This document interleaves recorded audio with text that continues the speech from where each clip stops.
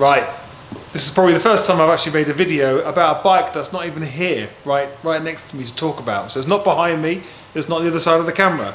He's already gone. I did get a chance to quickly run round the bike with the camera and just get all the juicy bits, showing you all the lights and the horn on the bike, and also record the horn going off. But this is the Yamaha Tenere 700. So this customer's had the Hex Ezcan Yari. It's the Yari Ezcan, specifically for the Yamaha T7 and the T7 World Raid. So this customer came along and had a D3 spot bundle fitted to it with a sound bomb. He had the bike specific Denali light mount for his D3s, and he had the bike specific horn mount for the split sound bomb. If you're interested in this bundle for your bike, put a link down below. It's the Yamaha T700 or T7 bundles that we have on the website.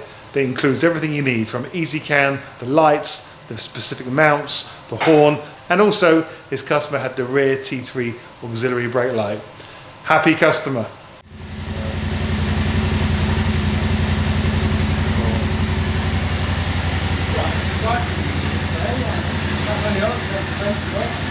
Right.